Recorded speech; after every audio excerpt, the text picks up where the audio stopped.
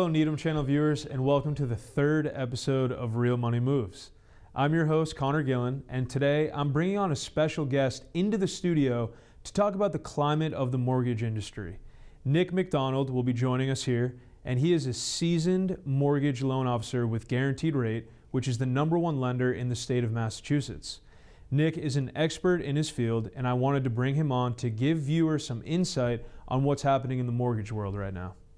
Nick, I wanted to thank you for coming out to the studio today and shedding your expertise with the viewers. Thank you so much. You're very welcome. Awesome. Now, I wanted to bring you in just to give the viewers an update on what's going on in the mortgage world and the mortgage industry right now. What's going on with rates? What's going on in the mortgage industry right now? So today a big report came out called the Consumer Price Index Report, which is a measure of inflation. It actually hit economists' predictions, which is good news because they were hedging against rates to go up and inflation not to be as good in the terms of coming down. Right. Rates came down a bit today, probably by, I would say, 1/8 to 1/4%, Okay. which is really good to see. It's great, Rates yeah. came down, stock prices went up a little bit as well, so they're kind of inversely correlated where when rates and inflation is combated and going down, rates will go down and stock prices will go up. How do the current rates compare to historic rates? Because you hear a lot of the hysteria. If you watch the news, people are always kind of freaking out about the rates right now. Historically speaking, rates aren't that bad right now, are they? They're not. So the 2-3% rates that happened during the pandemic was a once in a lifetime thing. The Federal Reserve was buying up the mortgage-backed securities, which was creating high demand for that type of security, which was keeping rates so low for so long.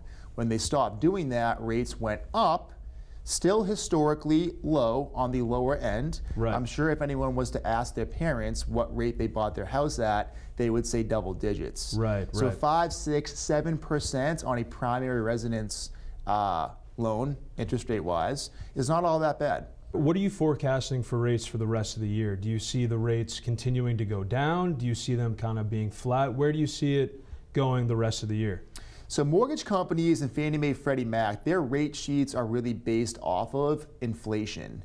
So when the Federal Reserve hikes interest rates, it's the short-term borrowing rate, which means it's not directly correlated to actual mortgage rates for Fannie Mae, Freddie Mac direct lenders. Right, so if right. inflation starts to come down throughout the year, which means people are buying less goods and there's good inflationary data that comes out, mortgage rates will fall with it. So the good CPI report today, in positive news, dropped interest rates a little bit, but as we go throughout the year, we do plan or do hope to see inflation come down, which would therefore bring down mortgage rates with it. Right, because like you said earlier, the rates being higher are there to curb inflation. So if it is deflating, then you'll see the rates kind of come down with it, right? Correct. The biggest thing is when the Federal Reserve raises rates, it's more credit card rates, Right, car loan right. rates, things like that. So they really want to combat consumer spending on those types of goods. Right. When that gets under wraps, then mortgage rates will fall with it once inflation cools as well. Too many people, too many buyers going after too few goods, sellers, drives up rates and prices. So Nick, a lot of first-time buyers tune into this program, and a lot of them reach out with a lot of questions about the mortgage, kind of the industry, the rates. They're a little intimidated right now. What do you recommend first-time buyers do in a marketplace like this? So the biggest thing for first-time buyers to understand is that 20% down is not required. If you are a first-time home buyer, we have 3% down payment options. They have excellent low interest rates. So you're able to get in a home with a little bit of money down, so not your typical 20%, 3% down, right. and your interest rate is significantly lower than if you were a non-first-time home buyer. A first-time home buyer is anyone that has not owned a home in 3 years, which can be a common misconception as well. Yeah, no, that's great. That's great intel. So what I would recommend a first-time home buyer to do is to talk to a lender first, get pre-approved. Let a lender go over their income, credit, and asset situation, and send them out a pre-approval letter based off of the property type they're looking to purchase. 3% down can help on single-family primary home purchases. So I'd recommend someone thinking about buying a home 6, 7, 8 months down the line to get pre-approved now. It's free.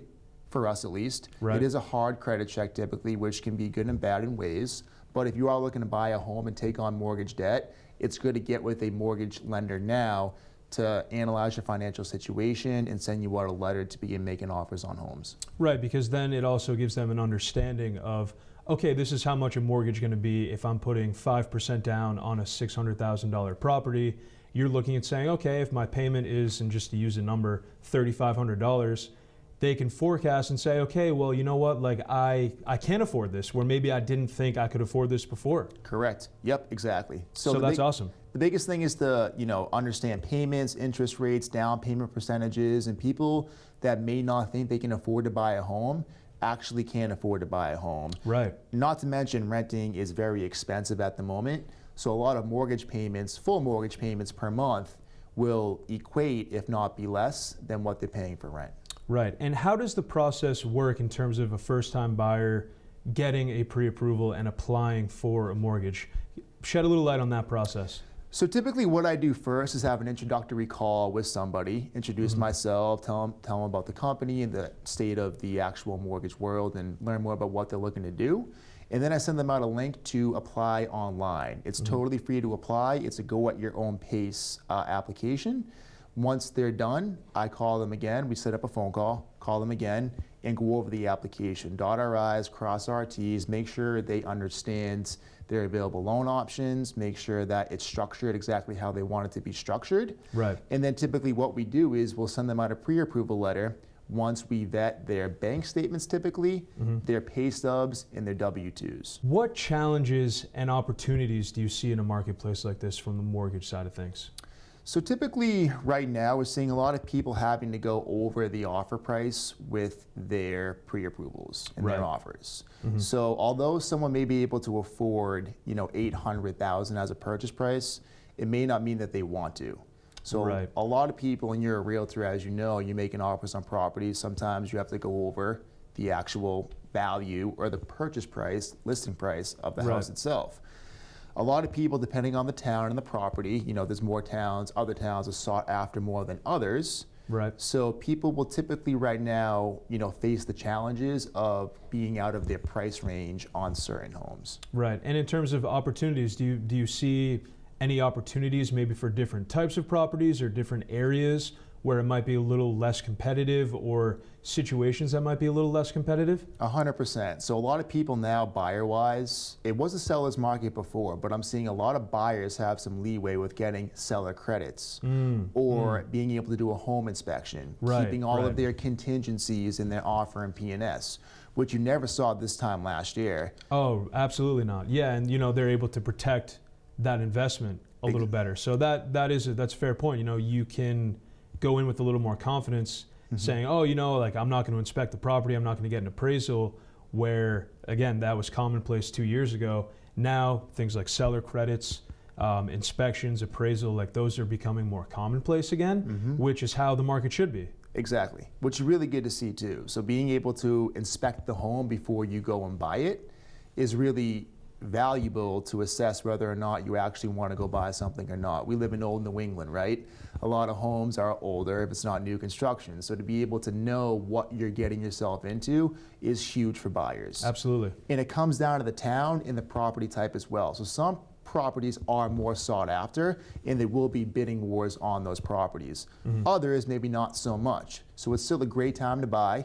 Rates are historically on the lower side, and there is less buyer demand in a way right now to help you win your offer and keep all of the inspection stuff and things that you should be able to do when you buy a house. Absolutely, absolutely. What are you advising sellers to do in this market? Because a lot of sellers have low rates. They're locked in at that 2.5%, 3%. What are you advising them to do if they're looking to maybe downsize or get out of a certain area, but they're running the risk of having a higher rate? What are you advising those sellers to do right now? So what I would say to them is, yes, having 2-3% I'm sure is very, very nice. It keeps your payments somewhat low, but going up to 5 or 6% really isn't all that much of a payment jump. If you're looking to downsize, if you're looking to upsize, depending on if you're having kids or you had kids and you want to sell your big home, it's still a really good time to buy, and you can always refinance your interest rate once they come back down.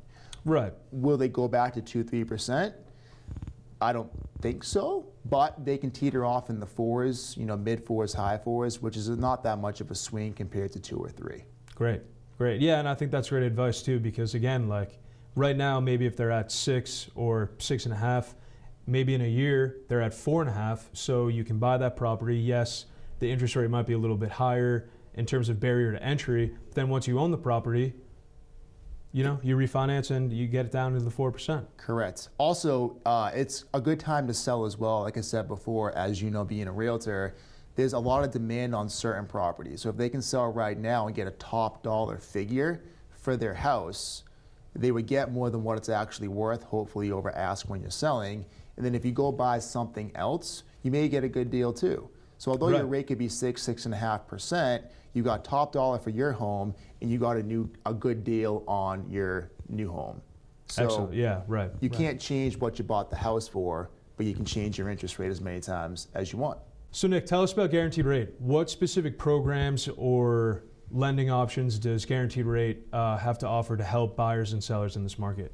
Great question. So Guaranteed Rate's a nationwide lender. We've been first in the state of Massachusetts for 16 years as the #1 purchase volume lender in the state, which is pretty cool.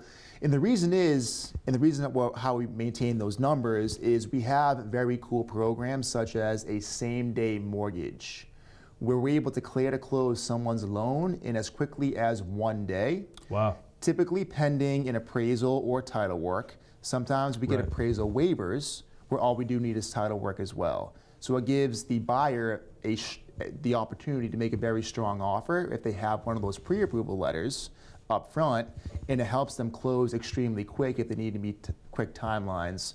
Right, and that will also help them combat cash offers or maybe even over asking offers, because you can say, hey, well, I can close quicker, so that might be more attractive in certain situations. Exactly. And Guaranteed Rate will use up their operations people as well as their underwriters in the pre-approval stage. Not many lenders will do that, where they will utilize those people once they have an accepted offer on a property. Mm-hmm. We do it in the pre-approval stage, so there are no hiccups or surprises down the line once the borrower is under contract on the property, and we're all on set timelines. Awesome. Well, that's great. And thank you again for coming on, man. Like, this was great. It's always awesome to shed a little insight for the viewers, so I appreciate your time and appreciate you coming on. Of course, thanks for having me. Thank you all for tuning in to this episode of Real Money Moves. Let myself or Nick know if you have any questions, concerns, or miscellaneous real estate or mortgage needs. You can reach us at the contact info on your screen, and we'd be delighted to help community members and Needham channel viewers alike. And if there are any topics, trends, tips, or anything that you viewers would like me to discuss, be sure to send them to my email, connorgillenrealtor@gmail.com, and I will read them and present them on future episodes. I'm Connor Gillen from Real Money Moves, and I'll see you real soon.